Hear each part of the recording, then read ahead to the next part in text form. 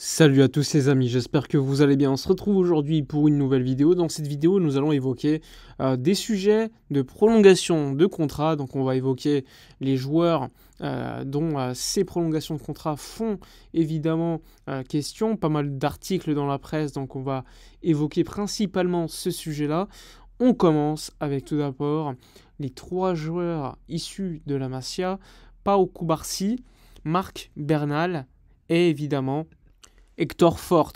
Donc 3 joueurs qui ont joué avec le FC Barcelone cette saison, sauf Marc Bernal qui n'a pas encore débuté en équipe première, mais qui est déjà convoqué avec l'équipe réserve alors qu'il est très jeune, je crois qu'il a 15 ans ou 16 ans, donc c'est un joueur également très jeune.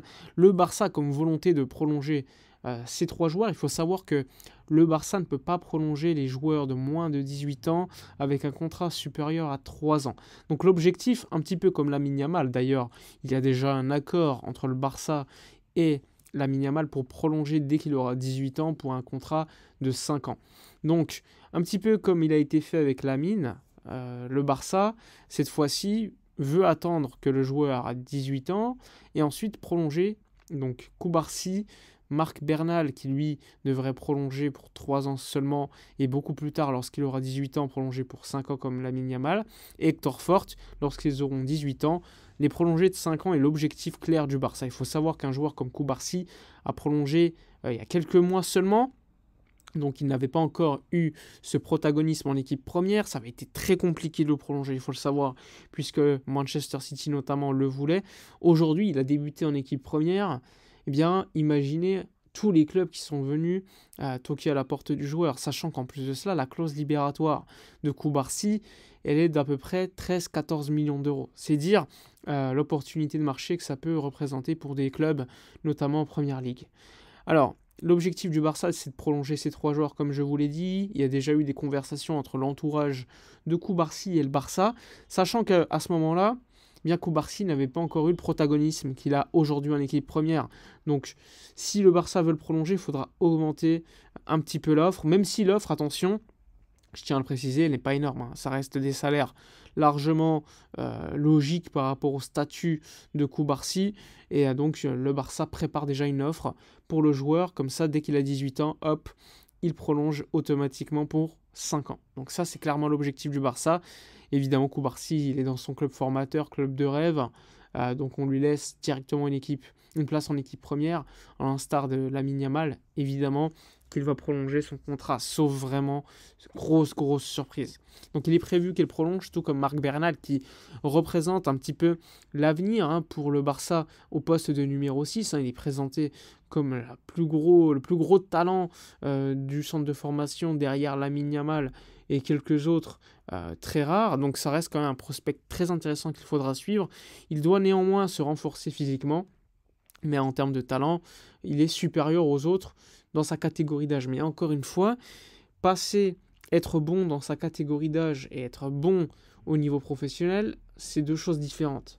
Donc, on va rester évidemment prudent, mais en tout cas, le club le considère comme étant un prospect de haute qualité. Tout comme Hector Fort, qui d'ailleurs devrait avoir un nouvel agent d'ici quelques semaines, Jorge Mendes, encore une fois, qui, je le rappelle, est l'agent de Lamine Yamal, de Baldé, d'Ansu Fati, de Deco, de Rafa Marquez et bien d'autres joueurs que je peux oublier, Félix, Cancelo. Donc ça reste quand même assez fou de voir l'importance qu'est en train de prendre Mendes au club. Donc ça aussi, c'est quelque chose qu'il faudra faire attention. En tout cas, Hector Fort devrait l'engager comme agent et devrait prolonger avec le Barça également lorsqu'il aura 18 ans. Tu as également le sujet Marc Guiu, comme vous le savez, le jeune numéro 9 qui est actuellement blessé d'ailleurs, mais qui devrait revenir assez rapidement, qui a marqué 2 buts cette saison avec le Barça en équipe première. Et bien lui aussi, le Barça veut le prolonger, assurer son avenir. Là aussi, même stratégie, 18 ans, prolonger les joueurs. Il faut savoir que le Barça, contrairement à des années, on va dire, beaucoup plus fastes économiquement, eh bien, a comme objectif de tirer chaque année une quinzaine de millions d'euros de ces joueurs formés au club. C'est quelque chose qu'ils estiment nécessaire pour, évidemment, investir à la Masia, parce que tu as besoin d'argent, ça coûte beaucoup d'argent de gérer la Masia, qui est un centre de formation qui est très coûteux, parce que tu as les meilleurs talents d'Espagne, et parfois d'Europe. Quand tu signes Mika Faye, le Sénégalais, quand tu veux signer d'autres joueurs comme Darvic ou autres, eh bien, tu as besoin d'argent. Donc le Barça a comme objectif également de générer à peu près 15 millions d'euros grâce aux ventes de joueurs formés au club, pour ensuite réinvestir pour signer de jeunes talents, ou tout simplement, s'ils ont le niveau, les garder pour en faire des joueurs de l'équipe première à terme. Donc ça aussi, c'est un élément que je trouve plutôt intéressant, qui change par rapport aux années, on va dire, 2010 à aujourd'hui, même si, on va pas se mentir, on se rappelle de Cristian Tello, on se rappelle de Isaac Cuenca, rappelez-vous, pas mal de joueurs qui étaient passés par le club et qui ont généré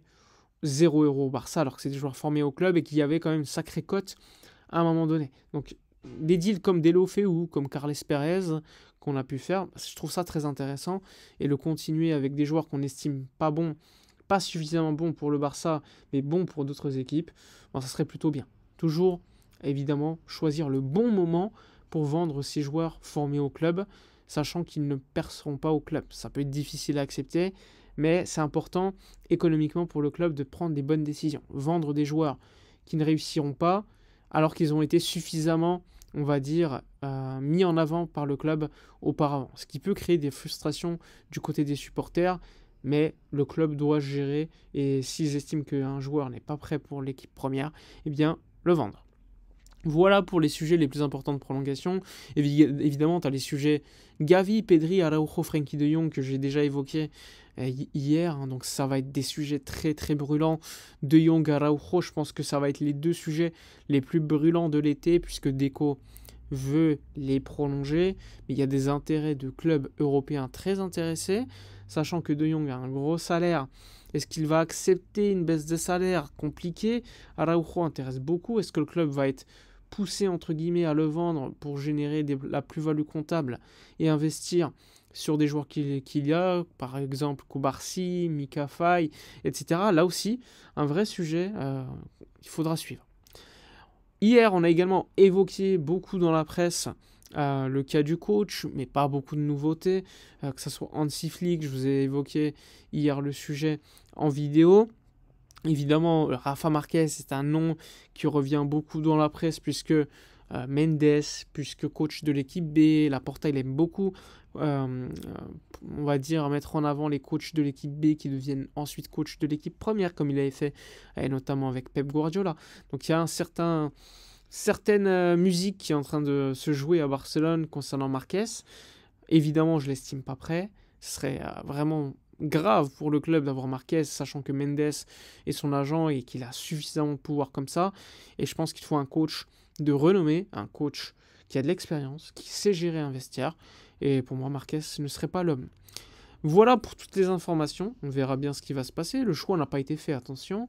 Je le rappelle toujours. Quand il sera fait, on en parlera dans la presse. Évidemment, en vidéo.